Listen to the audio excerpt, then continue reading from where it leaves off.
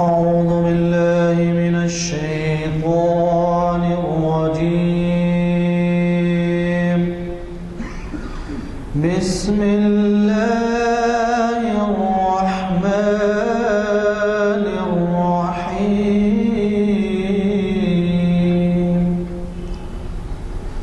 ألم تر كيف فعل ربك بأصحاب الفيل؟ ألم يجعل كيدهم في تضليل وأرسل عليهم طيرا أبابيل ترميهم بحجارة من سجيل فجعلهم كعصف مأكول. صدق الله العظيم.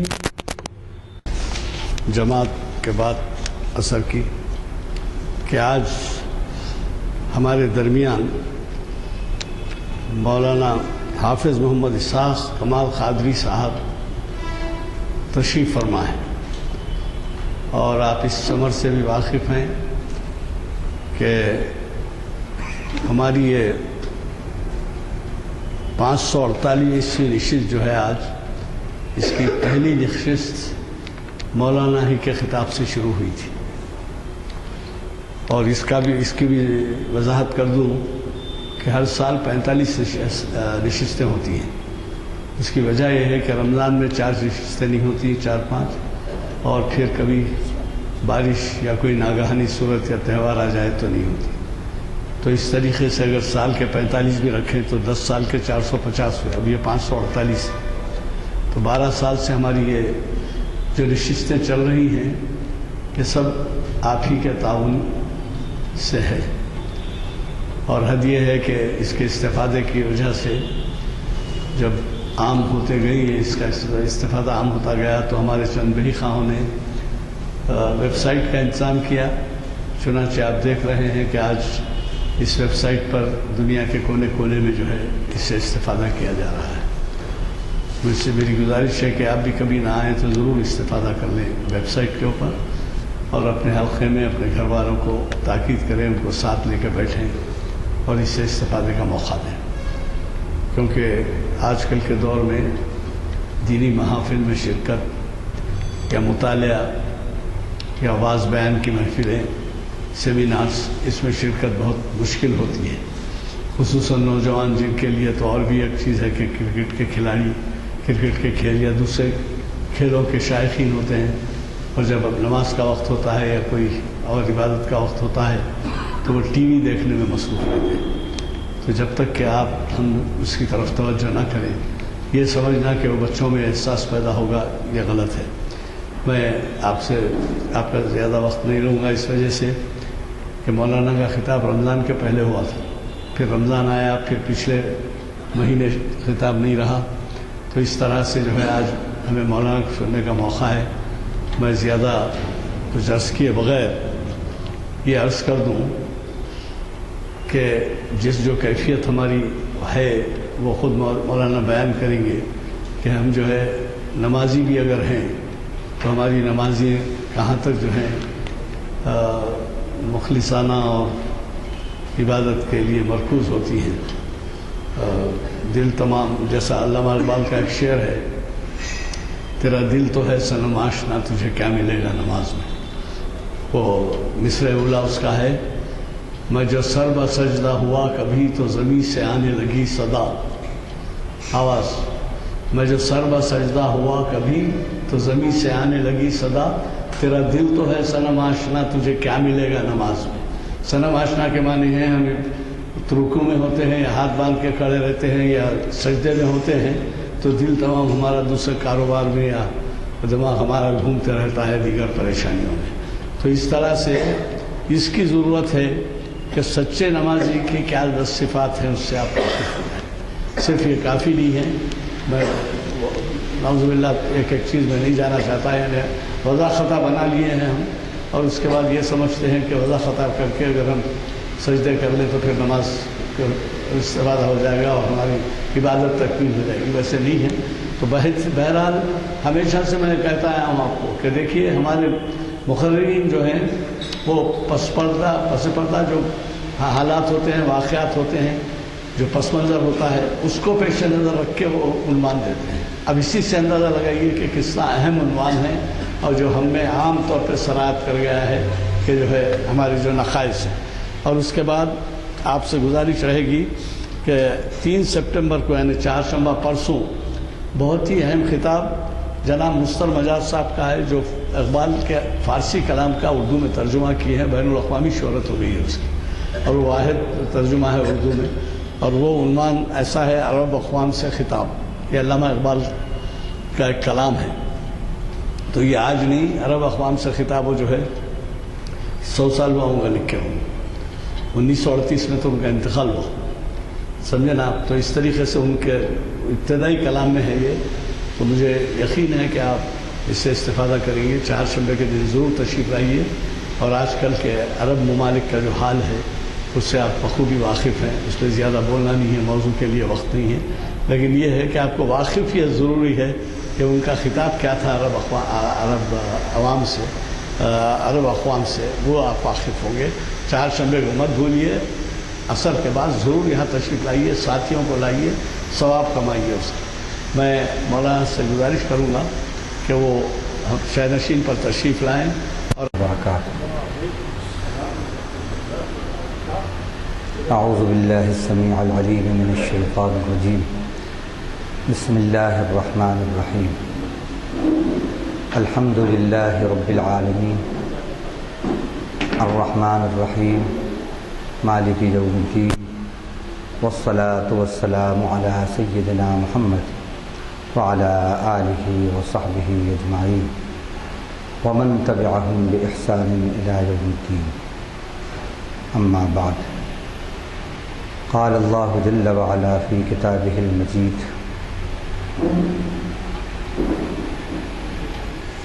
بشأن المصلین حیث قال فاعوذ باللہ من الشیطان الرجیم ان الانسان خلق هلوعا اذا مسه الشر جزوعا واذا مسه الخير منوعا الا المصلين الذين هم على صلاتهم دائمون والذين في أموالهم حق معلوم للسائل والمحروم والذين يصدقون بيوم الدين والذين هم من عذاب ربهم مشفقون إن عذاب ربهم غير مأمون والذين هم لفروجهم حافظون إلا على أزواجهم أو ما ملكت أيمانهم فإنهم غير ملومين فمن ابتغى وراء ذلك فأولئك هم العادون والذين هم لأماناتهم وعهدهم راعون والذين هم بشهاداتهم قائمون والذين هم على صلاتهم يحافظون أولئك في جنات مكرمون. صدق الله العظيم. قال النبي صلى الله عليه وسلم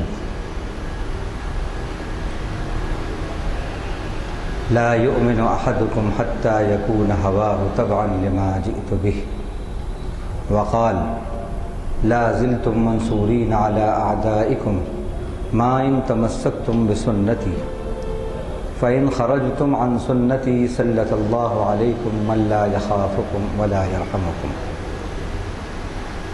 ہر قسم کی تعریف کے لائق اللہ ہی کی ذات گرامی ہے. وہ اللہ جو تمام جہانوں کا پالن ہار ہے، جو بہت ہی مہربان نہایت رحم فرمانے والا ہے، جو بدلے کے دن کا مالک ہے. ایسے رحمان اور رحیم پروردگار کے درود اور سلام ہوں اس کے آخری نبی اور رسول حضرت محمد مصطفیٰ صلی اللہ علیہ وسلم پر، آپ کی ازواج پر، آپ کی اولاد پر، آپ کے اصحاب پر، اور آپ کے ان تمام امتیوں پر جنہوں نے آپ کے طریقے کی پیروی کی اور جو قیامت تک آپ کے طریقے کی پیروی کرتے رہیں گے۔ حمد و صلوات کے بعد آج جیسا کہ آپ جانتے ہیں 1 سپتمبر 2014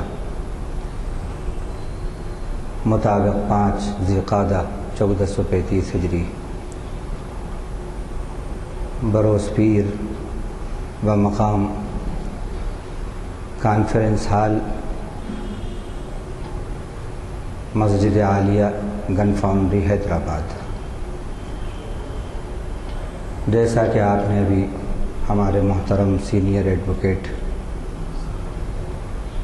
جناب غلام یزدانی صاحب سے آج کے اس عنوان کے بارے میں اور اس کی اہمیت کے بارے میں سنا۔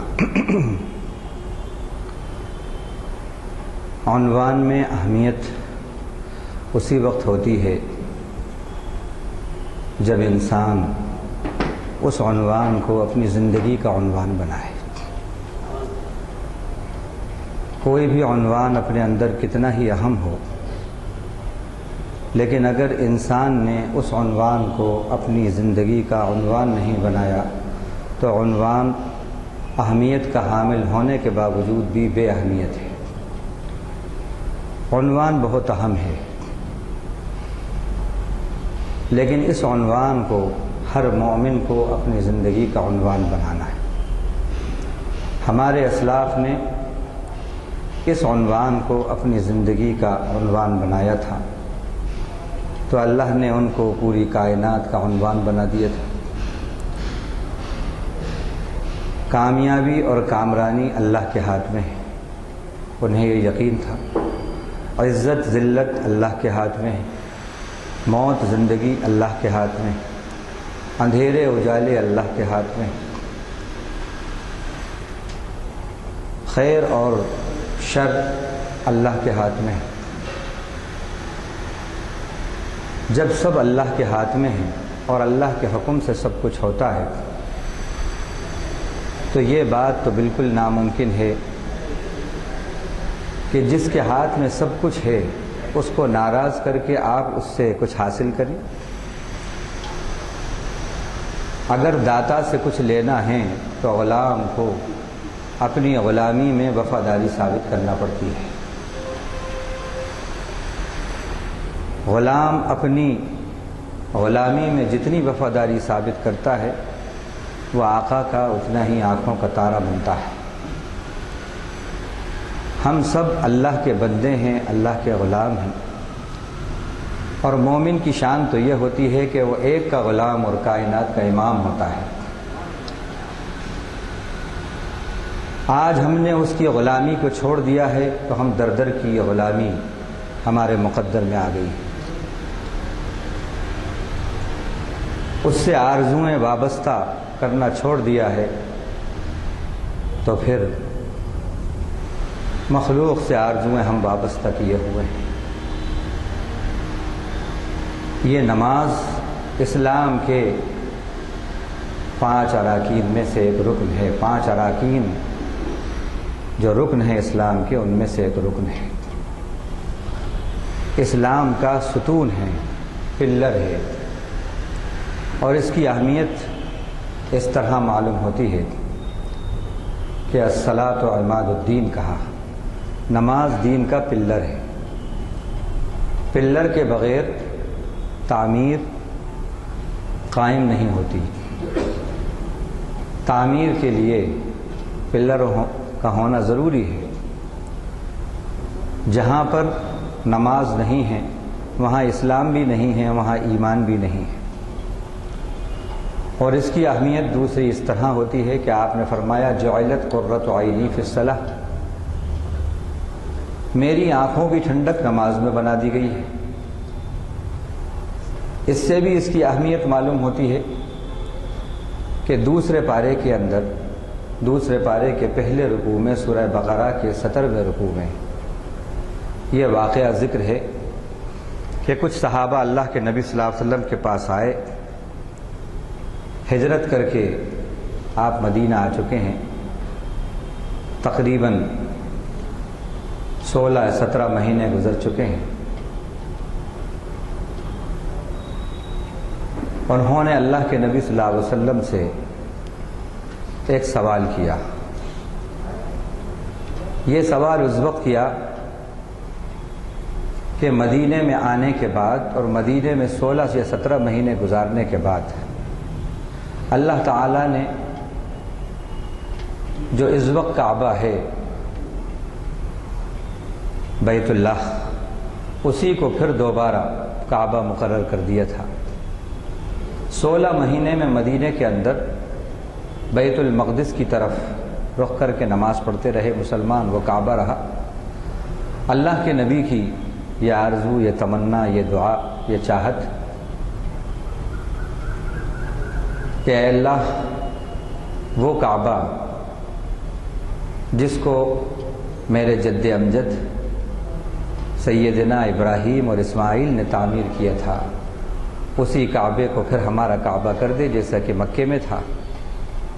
اس آرزو میں آپ نے اپنے سر کو آسمان کی طرف اٹھایا اور نیچے کیا۔ اس وقت تک قوموا للہ قانتین کی آیت نہیں اتری تھی، ادھر ادھر دیکھنے کی ممانعت نہیں ہوئی تھی۔ آرزو یہ تھی، اس آرزو کے ساتھ آسمان کی طرف رخ کیا اور نیچے کیا۔ اللہ کی ہستی وہ ہستی ہے کہ وہ آنکھوں کے اشاروں کو جانتا ہے۔ اللہ کی ہستی وہ ہستی ہے کہ وہ دل کی دھڑکنوں کو اور دل کے بھیدوں کو جانتا ہے۔ وَنَعْلَمُ مَا تُوَسْوِسُ بِهِ نَفْسُهُ۔ اللہ کی ہستی وہ ہستی ہے کہ چہرے کی جو شکن ہوتی ہے اس شکن کو بھی وہ جانتا ہے۔ عَبَسَ وَتَوَلَّى أَن جَاءَهُ الْأَعْمَى۔ ذرا سا اللہ کے نبی کے چہرے پہ شکن آ گئی تھی، عبداللہ ابن ام مکتوم کو دیکھ کر آیتیں اتر آئیں، چہرے پر شکن لے آئے اور منہ موڑ لیا۔ تو ایسی شان والا، ایسی عظمتوں والا اللہ ہے۔ آپ نے نگاہ اٹھائی ہے آسمان کی طرف، نیچے کی ہے، آرزو یہی تھی۔ آسمان پر اس کی خبر ہوئی اور اللہ تعالیٰ نے جبریل کو یہ آیتیں دے کر بھیجا۔ قد نرى تقلب وجهك في السماء فلنولينك قبلة ترضاها فول وجهك شطر المسجد الحرام۔ ہم آپ کے چہرے کو اوپر نیچے کرنے کو یقیناً دیکھ رہے ہیں، بس ہم آپ کا رخ پھیرے دیتے ہیں اس قبلے کی طرف جو آپ کو پسند ہے، لہٰذا آپ اپنے چہرے کو اسی طرف پھیر لیجئے جو مسجد حرام کا رخ ہے، مسجد حرام کی طرف۔ آپ نے نماز ہی کی حالت میں اور آپ کے ساتھیوں نے مسجد حرام کی طرف رخ کر لیا۔ یہ واقعہ ہو چکا۔ کچھ دن کے بعد کچھ صحابہ آتے ہیں اور آ کر کہتے ہیں اللہ کے نبی، ہمارے وہ بھائی جنہوں نے 16 مہینے تک بیت المقدس کی طرف رخ کر کے نماز پڑھی ہے، ان کی نمازیں کیا اللہ کی یہاں قبول ہیں یا نہیں؟ سوال یہ تھا نمازیں قبول ہیں یا نہیں۔ جواب یہ آنا چاہیے تھا کہ ان کی نمازوں کو اللہ ضائع نہیں کرے گا، ان کی نمازیں اللہ کی یہاں مقبول ہیں۔ لیکن جواب کیا اترتا ہے؟ جو جواب اترتا ہے اس میں جو الفاظ ہیں وہ یہ ہیں، ان اللہ لا یضیع ایمانکم، بے شک اللہ تمہارے ایمان کو ضائع نہیں کریں گے۔ غور کرنے کی بات ہے، یہ نہیں کہا ان اللہ لا یضیع صلاتکم یا ان اللہ لا یضیع صلاتہم، بے شک اللہ ان کی نمازوں کو ضائع نہیں کرے گا۔ اس سے نماز کی اہمیت معلوم ہوتی ہے کہ نماز کو یہاں پر ایمان کہا، ایمان نماز کی اہمیت۔ نماز کہہ سکتے تھے، صلاۃ کا لفظ کہہ سکتے تھے، لیکن لفظ ایمان سے خطاب کر کے یہ بتایا کہ نماز ایمان ہے۔ نماز آدمی جب پڑھتا ہے تو وہ اپنے ایمان کا مظاہرہ کرتا ہے۔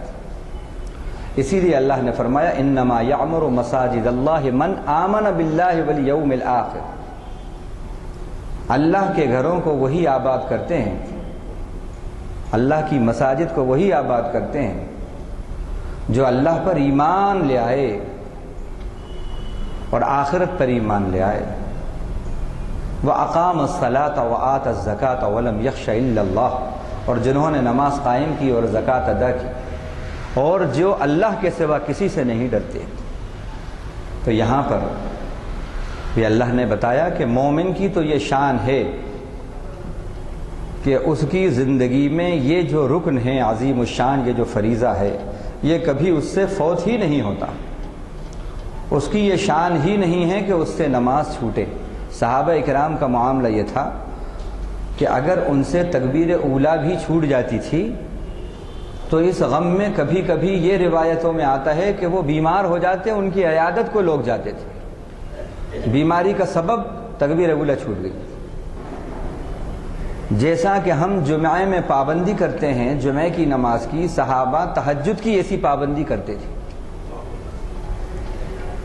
اور ثبوت قرآن میں موجود ہے تتجافى جنوبهم عن المضاجع يدعون ربهم خوفا وطمعا ومما رزقناهم ينفقون، یہ قرآن نے گواہی دی۔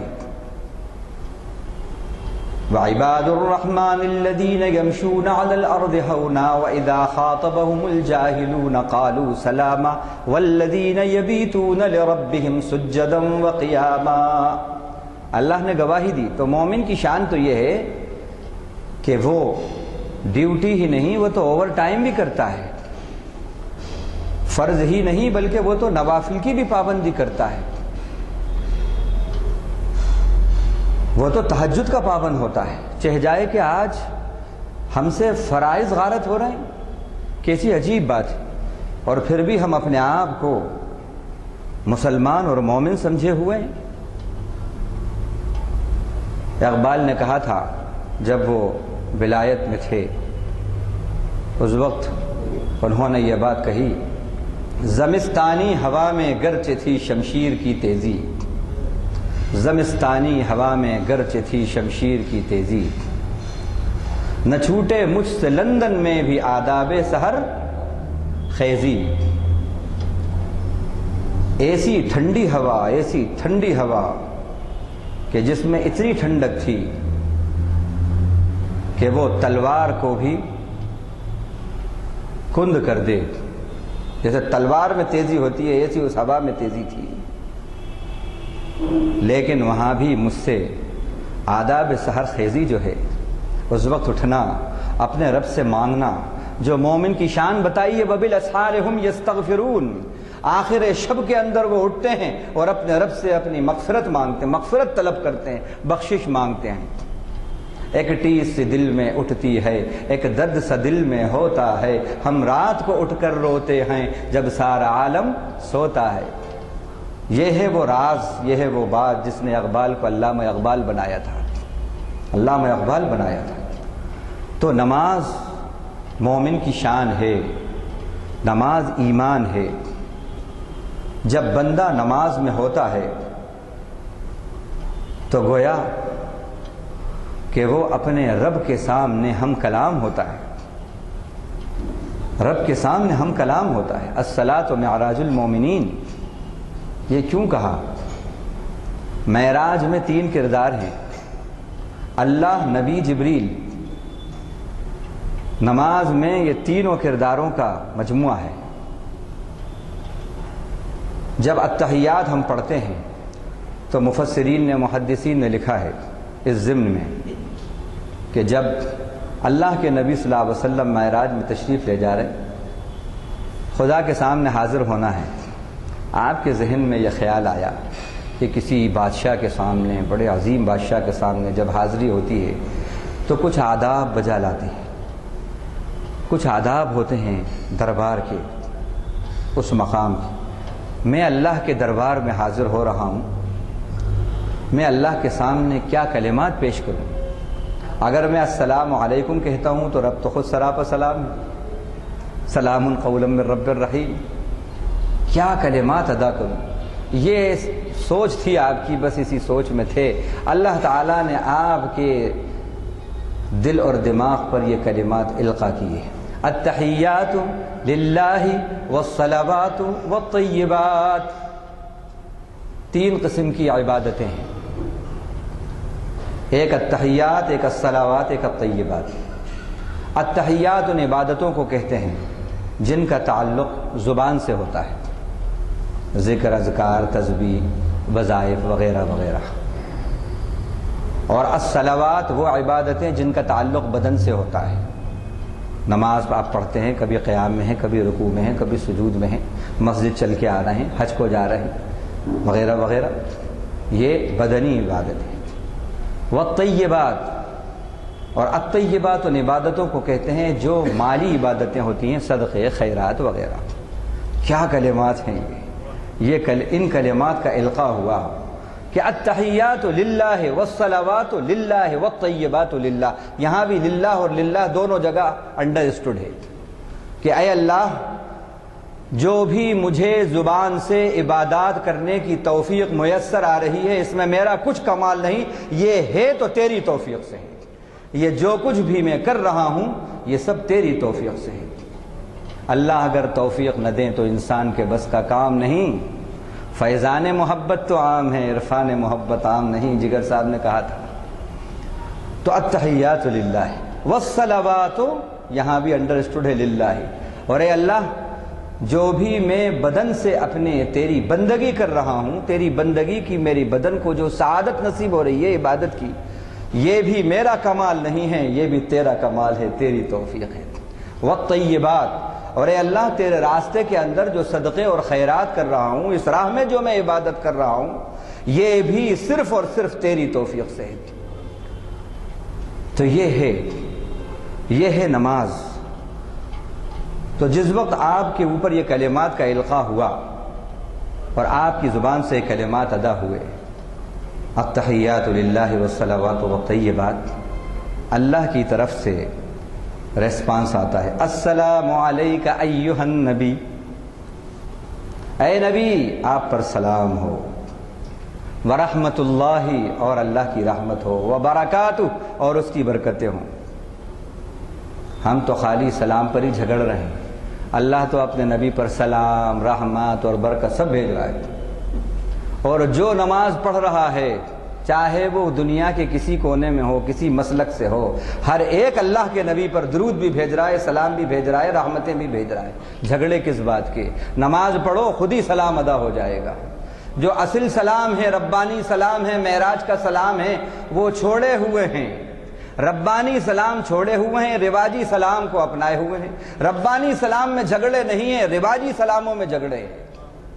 ربانی عبادتوں میں کوئی جھگڑے نہیں ہیں. جہاں جہاں رواجی عبادتیں ہیں، مذہب جھگڑے ہی جھگڑے ہیں. کیونکہ وہ گارڈ میڈ ہیں، یہ مین میڈ ہیں. اور جو چیز گارڈ میڈ ہوتی ہے وہاں جھگڑا ہی نہیں ہے، جو مین میڈ ہوتی ہے وہاں جھگڑا ہے. تو السلام علیک ایھا النبی کہا. جیسے ہی السلام علیک ایھا النبی، اللہ کی طرف سے سلام آیا، رحمت آئی، برکتیں آئی، تو اللہ کے نبی نے یہ سن کر کہ اللہ مجھ پر سلام بھیج رہے ہیں، آپ کی زبان سے پھر یہ کلمات نکل. السلام علینا وعلی عباد اللہ الصالحین. اے اللہ، سلام صرف مجھ پر ہی نہیں، ہم پر، ہم سب پر، اور تمام جو آپ کے نیک بندے ہیں ان پر بھی ہو. اس میں سب آ گئے. تو اب اگر چاہتے ہیں آپ کہ اللہ کے سلام میں آپ شامل ہو جائیں اور نبی کی دعا میں شامل ہو جائیں، تو اپنے آپ کو سچا اور پکا نمازی بنا لیجئے. انشاءاللہ معراج کے سلام میں شامل، اللہ کے سلام میں شامل، اور صالحین کی فہرست میں شامل ہو گیا. السلام علینا وعلی عباد اللہ الصالحین. اب ترمذی شریف کے حاشیے میں جو محدثین نے حاشیہ لکھا ہے، اس میں انہوں نے یہ بات بھی لکھی کہ جب علی عباد اللہ الصالحین تک پہنچے تو اس ڈائلاگ کی آواز، اس گفتگو کی آواز جو اللہ اور رسول کے درمیان یہ گفتگو ہوئی، اس کی آواز سیدنا جبریل تک پہنچی. اللہ نے پہنچائی. ان کی زبان سے یہ کلمات نکلے، اشہد ان لا الہ الا اللہ و اشہد ان محمدً عبدہ و رسولہ۔ تو معراج میں 3 کردار ہیں اور تینوں کردار کا مجموعہ التحیات میں آ گیا ہے۔ تو جب بندہ نماز پڑھتا ہے، سجدہ کرتا ہے، تو سجدے میں سب سے زیادہ اللہ سے قریب ہوتا ہے۔ فاسجد واقترب، سجدے سے اللہ کا تقرب حاصل ہوتا ہے، اللہ کا تقرب حاصل ہوتا ہے، اللہ کی معیت حاصل ہوتی ہے، اور پھر اس وقت اللہ کی خاص توجہ ہوتی ہے۔ جب بندہ نماز میں ہوتا ہے اور نماز کے بعد جو دعا مانگتا ہے، اللہ اس کی نماز کو قبول کرتے ہیں اور اس کی دعا کو قبول کرتے ہیں۔ اللہ اپنے حبیب کو حکم دے رہے ہیں، وَتَوَكَّلْ عَلَى الْعَزِيزِ الرَّحِيمِ الَّذِي يَرَاكَ حِينَ تَقُومُ وَتَقَلُّبَكَ فِي السَّاجِدِينَ إِنَّهُ هُوَ السَّمِيعُ الْعَلِيمُ۔ آپ بھروسہ کیجئے اس پروردگار پر، اس اللہ پر جو بڑا غلبے والا ہے، رحمتوں والا ہے، اس مالک پر، اس اللہ پر، اس غلبے والے اور رحمتوں والے پروردگار پر، الذی یراک حین تقوم وتقلبک فی الساجدین، جو آپ کو دیکھ رہا ہے اور دیکھتا ہے اس وقت جب آپ کھڑے ہوتے ہیں نماز میں، اور جب سجدہ کرنے والوں میں اپنے سر کو نیچے لے جاتے ہیں اور اوپر اٹھاتے ہیں، وہ دیکھتا ہوتا ہے۔ جب نماز پڑھیں تو یہ سمجھیں آپ، اس طرح جب آپ کی نماز ہوگی تو پھر اللہ اس نماز کی طرف متوجہ ہوں گے۔ قوموا للہ قانتین، ادب کے ساتھ اللہ کے سامنے کھڑے ہو جاؤ، ادب کے ساتھ اللہ کے سامنے کھڑے ہو جاؤ۔ ایسی نماز جب بندہ پڑھتا ہے، ایسی نماز پر اللہ نے نصرت کا وعدہ کیا ہے۔ فرمایا یا ایھا الذین آمنوا استعینوا بالصبر والصلاۃ، اے ایمان والوں صبر کے ذریعے، نماز کے ذریعے تم مدد طلب کرو۔ یہ نہیں کہا یا ایھا الذین آمنوا استعینوا بالامیر والوزیر، یہ نہیں کہا اللہ نے۔ یہ بھی نہیں کہا یا ایھا الذین آمنوا استعینوا بالاموال اولاد، یہ بھی نہیں کہا بالاموال والاسباب، یہ بھی نہیں کہا۔ ہاں کہ مدد طلب کرو اللہ کی۔ 2 راستے بتائے ہیں خدا کی مدد حاصل کرنے کے، 2 راستے، 2 طریقے بتائے ہیں، ایک نماز اور دوسرا ایمان پر جم جانا، حق پر جمے رہنا، چاہے کسی طرح کے حالات ہوں، اللہ کے احکام کو پورا کرتے رہنا، یعنی استقامت کا ثبوت دینا۔ استقامت کا ثبوت دیتے ہوئے نماز کی پابندی کرنا، استقامت اور نماز کی پابندی، یہ 2 وہ صفات ہیں بندہ جن کے ذریعے اللہ سے اپنی تمام مرادیں پا لیتا ہے، تمام مرادیں پاتا ہے۔ یہی بات کو اللہ تعالیٰ نے سورہ بقرہ کے 5ویں رکوع میں اس طرح بیان کیا، وَاسْتَعِینُوا بِالصَّبْرِ وَالصَّلَاةِ، صبر کے ذریعے یعنی استقامت کے ذریعے، حق پہ جم جانے کے ذریعے، اور نماز کے ذریعے مدد طلب کرو۔ وَإِنَّهَا لَكَبِيرَةٌ إِلَّا عَلَى الْخَاشِعِينَ، کیا بات کہی ہے پتے کی اللہ نے، بے شک نماز بڑی بھاری ہے، بڑی گراں ہے، بڑی دشوار ہے۔ بات تو کتنی صحیح ہے، لیکن کن لوگوں کے لیے دشوار نہیں ہے، مشکل نہیں ہے؟ جن کے اندر 2 صفات ہیں، الا علی الخاشعین، جو دل میں رب کا ڈر رکھتے ہیں، ان کے لیے نماز پڑھنا بڑا آسان ہے۔ معلوم یہ ہوا کہ جو نماز کا پابند ہے وہ رب ذوالجلال سے ڈرنے والا ہے، اس کے دل میں خوف خدا ہے، شوق خدا ہے، خوف خدا ہے۔ جس کے دل میں خوف خدا ہو، جس کے دل میں شوق خدا ہو، اسی کے لیے نماز کی عبادت آسان ہے۔ اب یہ کون ہے خاشعین؟ خود ہی وضاحت کی، الذین یظنون انہم ملاقو ربہم وانہم الیہ راجعون، یہ وہ ہیں جو یہ گمان رکھتے ہیں کہ وہ اپنے پروردگار سے ملاقات کرنے والے ہیں اور وہ اسی کی طرف لوٹنے والے ہیں، اسی کی طرف لوٹنے والے ہیں۔ اب ایک بات آپ کو بتا دیں بہت اہم، حدیث شریف کے اندر آتا ہے کہ اللہ اس نماز کی طرف متوجہ ہوتے ہیں، اس نماز کو قبول کرتے ہیں جو نماز دماغ اور دل کی توجہ کے ساتھ پڑھی جائے، دماغ اور دل کی توجہ کے ساتھ پڑھی جائے، اللہ اس نماز کی طرف متوجہ ہوتے ہیں۔ جب ہم نماز پڑھیں تو ہماری نماز واقعی نماز ہونا چاہیے۔ ان الصلاۃ تنہا عن الفحشاء والمنکر، ان صلاۃ تنہا نہیں کہا، کامن ناؤن استعمال نہیں کیا، الصلاۃ کہا، صلاح نہیں، الصلاۃ، دی پریئر۔ اپنی پریئر کو دی پریئر بنائیے، پراپر ناؤن بنائیے۔ یہ جو ہماری کامن نماز ہے، اس کامن نماز کو پراپر ناؤن بنائیے۔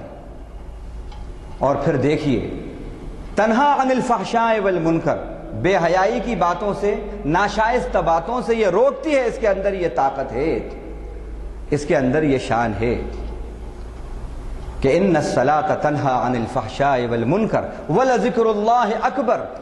اللہ کی یاد بہت بڑی چیز ہے، بڑی چیز ہے۔ تو یہ تو نماز کے کچھ فضائل اور اس کی اہمیت تھی۔ اب اس طرح کی نماز جو پڑھتا ہے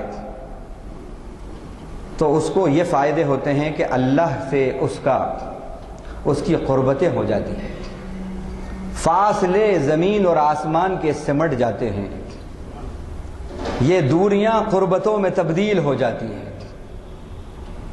لیکن دوریاں قربتوں میں تبدیل ہوتی ہیں کب؟ آپ کو آن لائن ہونا ہے۔ آپ آن لائن ہیں تو سارے فاصلے قربتوں میں تبدیل ہو گئے۔ صرف فنگر ٹپس کے اوپر دنیا گھماتے ہیں آپ، اور دنیا گھومتے ہیں آپ، لیکن شرط یہ ہے آن لائن ہونا چاہیے۔ اللہ تو آن لائن ہیں لیکن آپ آف لائن ہیں۔ بس اللہ تو ہر وقت آن لائن ہے۔ پانی برسا رہے، 20 منٹ میں معلوم ہوا 6 سینٹی میٹر بارش کر دی، وہ تو آن لائن ہیں، ہم آف لائن ہیں۔ یہ ان کی شان کرم ہے، ان کی شان رحم ہے کہ ہم جیسے نالائقوں کو، بے وفاؤں کو پھر بھی وہ نواز رہے ہیں۔ یہ ان کی شان کرم ہے۔ ہمارے آف لائن ہونے کے باوجود ان کے یہ کرم ہے۔ اگر ہم آن لائن ہو جائیں تو سبحان اللہ، پھر کیا کرم ہوں گے ان کے۔ ایک بات اور ذہن میں آتی ہے، دیکھیے، ایک مرتبہ سفر ہو رہا ہے، جا رہے، اب بائک سے ہی زیادہ سفر ہوتے ہیں، اسٹارٹ کر رہے ہیں، گاڑی اسٹارٹ نہیں ہو رہی، کیا وجہ ہے؟ معلوم یہ ہوا وہ جو پلک ہوتا ہے، اس کا جو پسٹن ہوتا ہے، اس پہ کاربن آ گیا۔ کتنا چھوٹا ہوتا ہے وہ، کاربن آ گیا، گاڑی پوری رک گئی، سفر پورا رک گیا۔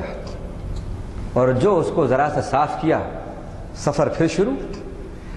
ہماری نیتوں میں بھی ایمان میں کاربن آ گیا ہے۔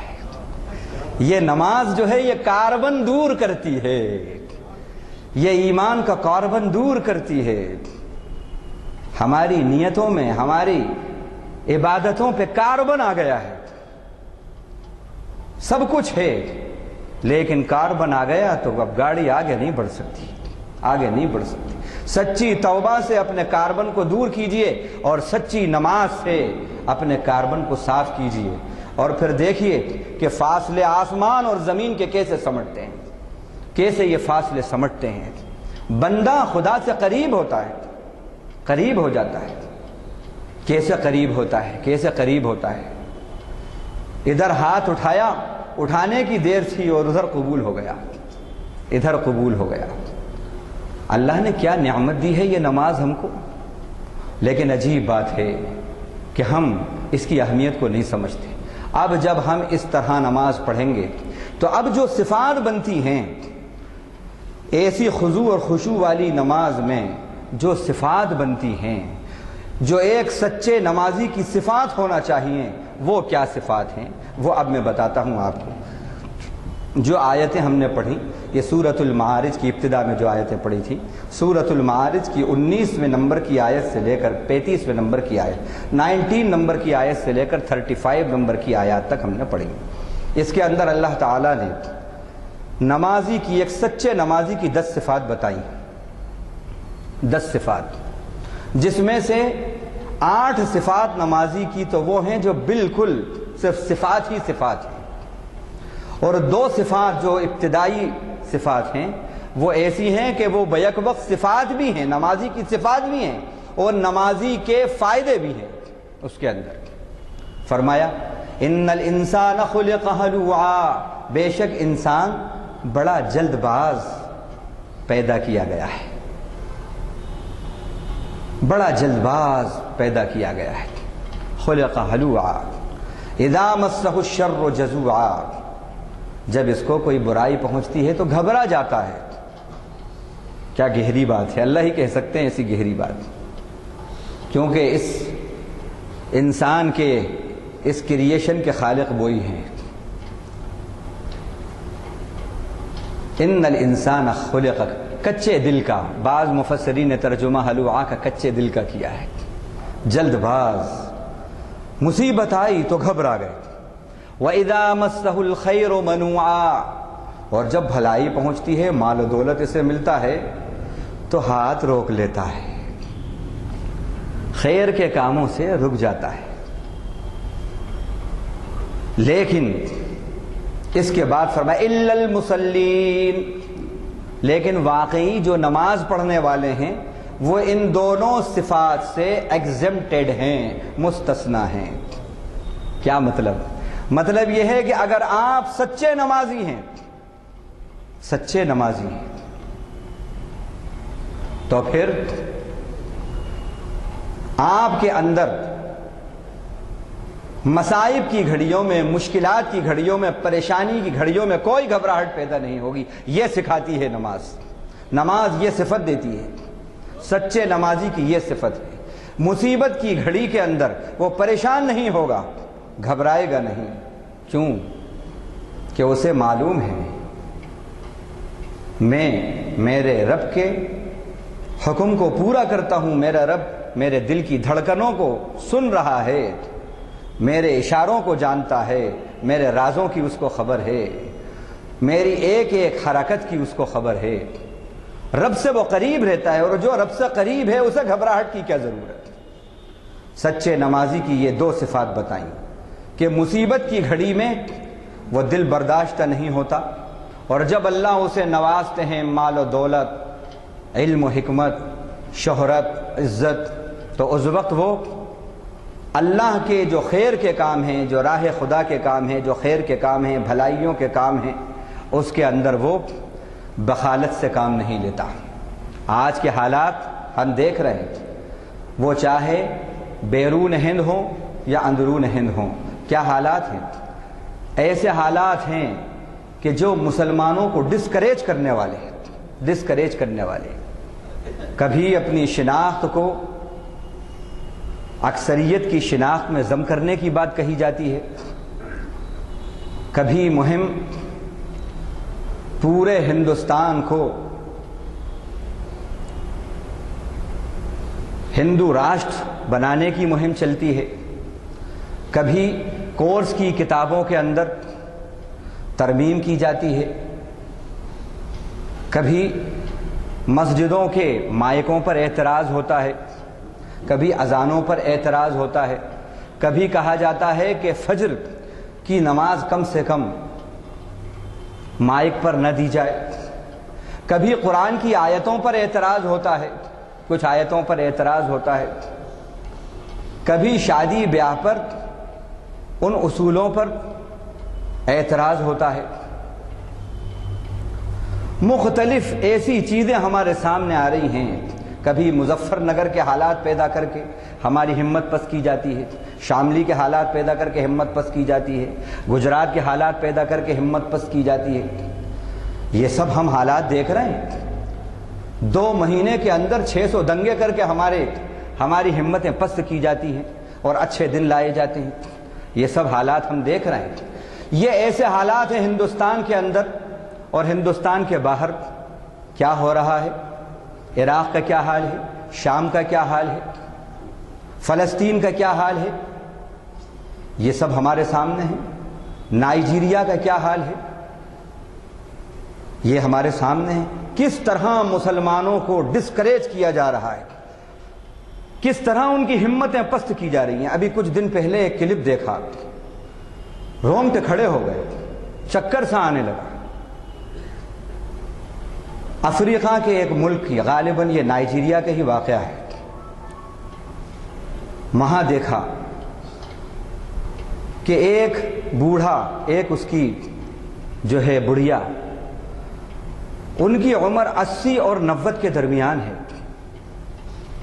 دونوں کو ایک موب، ایک بھیڑ جو ہے وہ گھسیٹ کر لا رہی ہے سڑک پر۔ وہ مسلمان ہیں دونوں، اور ان کو لاتوں سے اور ہاتھوں سے مار رہے ہیں، فٹ بال بنایا ہے دونوں بزرگوں کو۔ اور اسی پر بس نہیں ہوا، ان کو زمین پر لٹایا اور گھونسے اور لاتیں ماری، اور جو درخت ہے، درخت میں سے سوکھی ٹہنیاں توڑی، ان کے اوپر رکھا اور ماچس دکھا دی ان کو۔ وہ دونوں وہیں تڑپ تڑپ کر مر گئے، اس وجہ سے کہ وہ مسلمان تھے۔ وما نقموا منهم الا ان يؤمنوا بالله العزيز الحميد الذي له ملك السماوات والارض۔ اس لیے ان سے انتقام لیا گیا کہ یہ اس عزیز پروردگار پر، غالب پروردگار پر ایمان لے آئے تھے، لیکن جس کی نسبت پر یہ حال ہوا ہے وہ بھی چپ نہیں بیٹھا، اور وہ بڑے برداشت کے ساتھ، میں نے بوڑھے کو دیکھا کہ بس وہ ایسا بیٹھا ہوا ہے اور آگ کے شعلے بلند ہو رہے ہیں۔ اللہ نے اس کو ایسی ہمت دی، شہید ہو گیا، وہ بوڑھی بھی شہید ہو گئی، لیکن رب کے غضب کو جلال آ گیا۔ ان کا کہ ٹھہر، اب دیکھو، اب ہم بولتے ہیں تو اے بولا ہم نے بھیجا، کہاں سے آیا؟ انہی ممالک سے، اس کا ایپی سینٹر وہی ممالک ہیں، البیریا، وہی لائبیریا، وہی ممالک ہیں جہاں پر مسلمانوں کے ساتھ اس طرح کا معاملہ ہوا، رب ذوالجلال کے وفاداروں کے ساتھ، نماز کے پڑھنے والوں کے ساتھ جہاں یہ حال ہوا ہے، اللہ تعالیٰ کی غضب کو جلال آ گیا۔ اور پھر ایسا وائرس وہاں سے نکلا ہے کہ جس سے ابھی تک 3000 لوگ مر چکے ہیں۔ سب سے زیادہ وہی آ رہے ہیں اس کی لپیٹ میں جنہوں نے نمازیوں کو اور مومنوں کو ستایا ہے۔ اللہ کی شان بھی آپ دیکھیے کیسی ہے، نام بھی رکھا اس کا، اے بولا، کہتے ہیں کون بولا؟ اللہ بولا، اللہ بولا۔ تو سچے نمازی کی یہ شان ہے، یہ صفت ہے کہ وہ مصیبت کی گھڑیوں میں گھبراتا نہیں، اور اللہ اس کو جب نوازتے ہیں تو اتراتا نہیں ہے۔ وہ اس وقت بھی رب کو نہیں بھولتا، نہ مصیبتوں میں بھولتا، نہ رحمتوں کے، نصرتوں کی، عزتوں کی حالات میں وہ بھولتا ہے اللہ۔ یہ 2 صفات ہوئی۔ اب تیسری صفات، الذین هم علی صلاتہم دائمون، سچے نمازی کی تیسری صفت کہ وہ اپنی نماز پر پابندی کرتے ہیں۔ سچے نمازی کی تیسری صفت ایسا نہیں ہوتا کہ وہ نماز پڑھنے والا،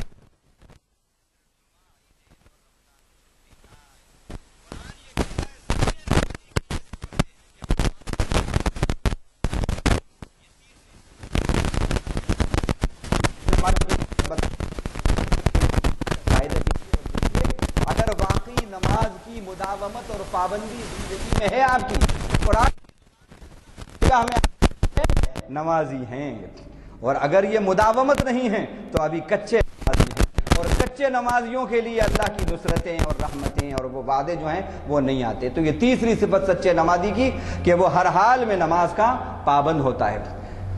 والذین هم علی صلاتہم دائمون۔ چوتھی صفت، والذین فی اموالہم حق معلوم للسائل والمحروم۔ چوتھی صفت ان کی کہ وہ اپنے اموال میں، ان کے اموال میں ایک فکسڈ شیئر ہوتا ہے، سائل کا بھی اور محروم کا بھی۔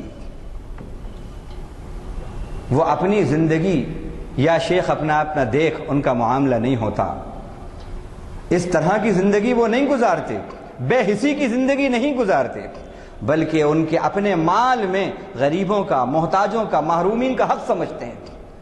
اب آپ محروم کو دیکھیے، کتنے لوگ ہیں کہ جو معذور ہیں، محروم ہیں صلاحیتوں سے۔ مومنوں کی مال میں ان کا حق ہے، سچے نمازی کی یہ صفت ہے، وہ ایسے محرومین کا خیال رکھیں، یتیم ہیں، یسیر ہے، ان کا خیال رکھیں۔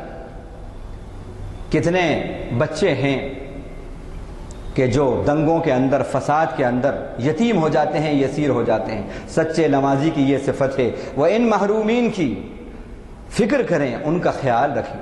اب خیال رکھنے کی باتیں اگر انسان چاہے تو یہ 50 اس کے سامنے باتیں ہیں۔ دیکھیے بہت سے لوگ ایسے ہیں کہ اس وقت کرائے کا مکان ایک چھوٹا سا اگر روم بھی ہے تو وہ بھی 2000 سے کم نہیں ہے۔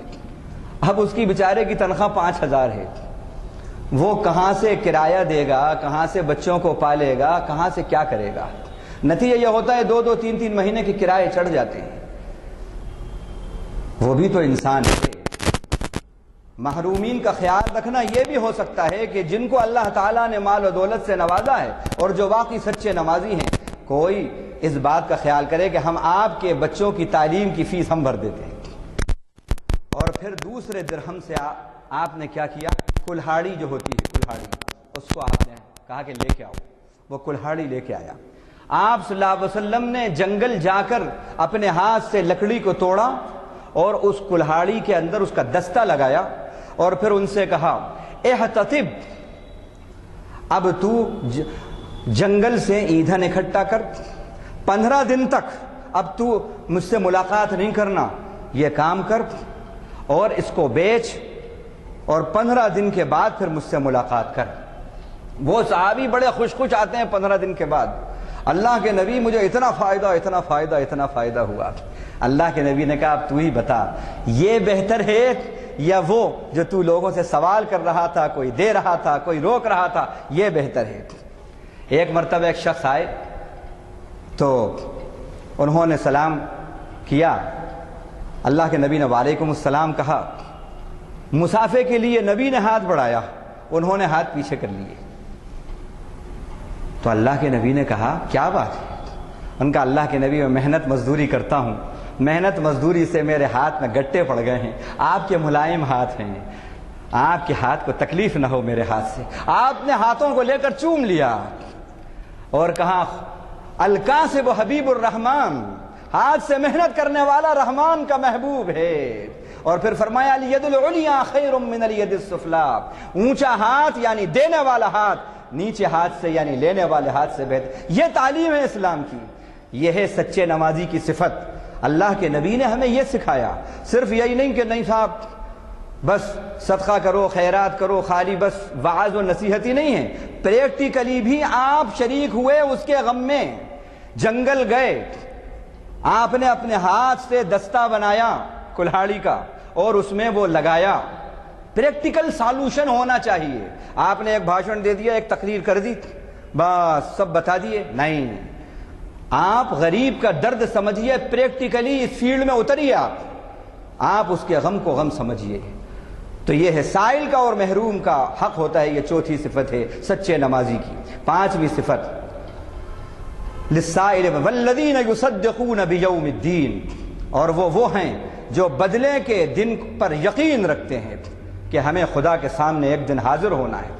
اس کا فائدہ کیا ہوتا ہے کہ ایک دن میں جو کچھ کر رہا ہوں، من یعمل مثقال ذرۃ خیرا یرا ومن یعمل مثقال ذرۃ شرا یرا، ذرہ برابر جو بھلائی کر رہا ہو وہ بھی دیکھو گے، برائی کر رہا ہو وہ بھی دیکھو گے۔ اس کا فائدہ کیا ہوتا ہے؟ اس کا فائدہ یہ ہوتا ہے کہ زندگی میں انقلاب آ جاتا ہے۔ ایک سلجوقی بادشاہ گزرا ہے عراق میں، وہ جا رہا ہے، غالباً ملک شاہ یا عالم شاہ اس کا نام ہے، ایک پل پر سے گزر رہا ہے، ایک بڑھیا آتی ہے اور آ کر کہتی ہے میرے بچے کو تمہارے سپاہی بیگاری کا کام کرنے کے لیے پکڑ کے لے گئے، ابھی میرے بچے کے ساتھ انصاف کرو۔ اس نے کہا کہ ٹھیک ہے، جب ہمارا دربار لگے اس وقت کل آؤ۔ اس نے کہا نہیں، ابھی تمہیں کرنا پڑے گا، یہ جو پل پہ سے تم گزر رہے ہو کل ایک پل پہ سے اور گزرنا ہے، نہیں تو تیرا اور میرا وہاں پر سامنا ہوگا۔ اب جو اس پل پر اس پل صراط کی جو بات کہی کانپ گیا، اسی وقت اس نے بلایا اور اس کہا کہ ابھی فیصلہ ہوگا، اور اسی وقت یہ ہوتا ہے جب یقین آخرت کا پختہ ہوتا ہے، آخرت پر پکا یقین ہوتا ہے تو زندگیوں میں ایسے انقلاب آتے ہیں اور خوف خدا آتا ہے۔ واقعات اور بھی بہت سے ہیں لیکن کیا کریں، وقت نہیں ہے، اس لیے اسی ایک واقعے پہ بات کرتے ہیں کہ کیسے کیسے زندگی کے اندر انقلاب یہ عقیدہ پیدا کرتا ہے۔ اپنا عقیدہ جو سچا نمازی ہے اس کے اندر پانچویں یہ صفت ہوتی ہے کہ وہ آخرت کے یقین پر جیتا ہے، فکر آخرت اس کے اندر ہوتی ہے۔ حضرت عبداللہ ابن ابو مسعود رضی اللہ عنہ اپنے غلام کو مار رہے ہیں، اللہ کے نبی کا گزر ہوا، چھڑی سے مار رہے ہیں۔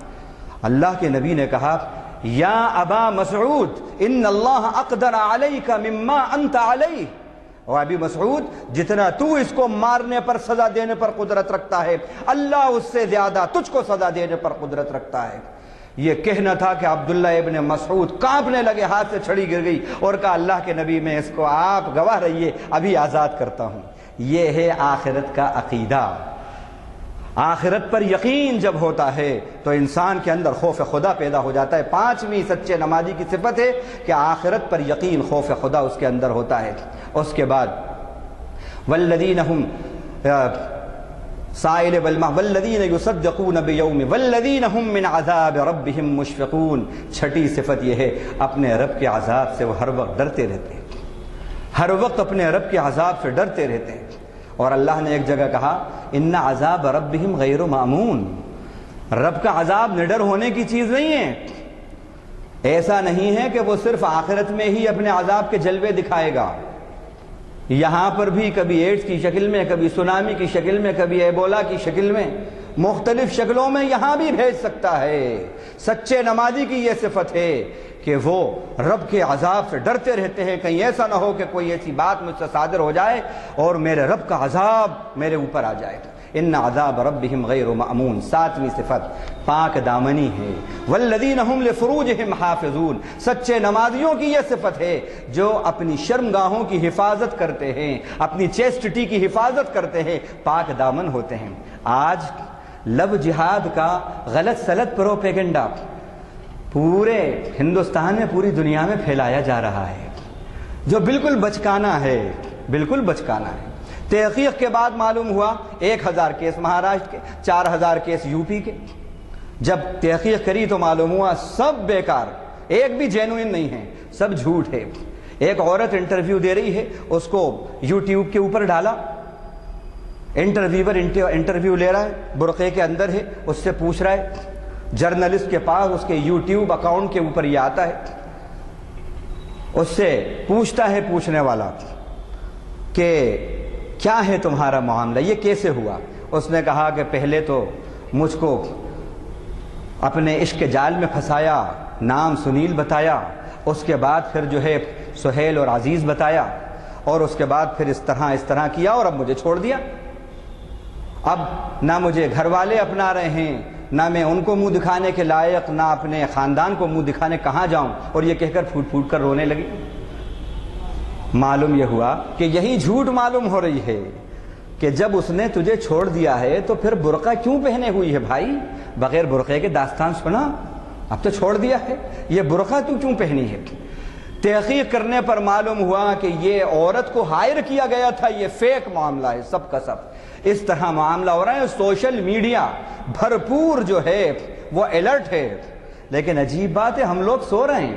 باطل آج بھرپور استعمال کر رہا ہے باطل کو پھیلانے کا، لیکن حق والے اہل حق ان کا استعمال ہی نہیں کر رہے، خاموش ہیں اور سو رہے۔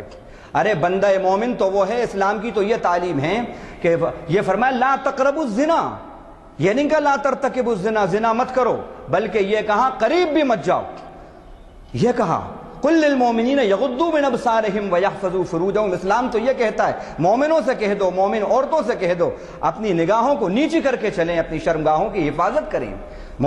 اسلام تو وہ مذہب ہے جو کہتا ہے لا تواعدوہن سرا، سورہ بقرہ کے اندر، کہ ان سے چپکے چپکے چوری چوری کوئی قول و قرار مت کرو تم عورتوں سے۔ یہ جہاں کی تعلیم ہو، یہ تعلیم ہو، اور جو واحد مذہب ہے جس کے اندر کہ اگر شادی شدہ نے بدکاری کی ہے تو اس کو سنسار کرنے کا حکم ہے، اور اگر غیر شادی شدہ نے کی ہے تو کوڑے لگانے کا حکم ہے۔ بتائیے ایسا مذہب کیسے ایسا ہو سکتا ہے؟ ٹھیک ہے اکا دکا اگر واقعات ہو رہے ہیں اس طرح کے تو ہمارے علماء اس پر چیختے ہیں، اس پر کہتے ہیں، لیکن ایسا نہیں ہے کہ آپ جیسا ثابت کر رہے ہیں ایسا ہو رہا ہے۔ اور خود اس وقت تحقیق کرنے پر جو اعلیٰ طبقہ ہے ان کے یہاں پر خود ان کے گھر کے اندر کون کون موجود ہے، وقت نہیں ہے میرے پاس، نہیں تو میں بتاتا کہ کیا کیا ہے۔ تو بہرحال اسلام وہ مذہب ہے جو یہ کہتا ہے، یہ مذہب کا ماننے والا وہ سچا نمازی وہ ہے جو پاک دامن ہوتا ہے۔ یہ کیسے ہو سکتا ہے کہ ایک سچا نمازی بے حیا ہو، بدکار ہو؟ نہیں ہو سکتا۔ یہ ایک سچے نمازی کی 7ویں صفت۔ 8ویں صفت والذین هم لاماناتهم وعہدهم راعون، سچے نمازی کی یہ صفت ہے کہ وہ امانت دار ہوتے ہیں اور اپنے وعدوں پر اور قول و قرار پر قائم رہتے ہیں، نگہداشت رکھتے ہیں۔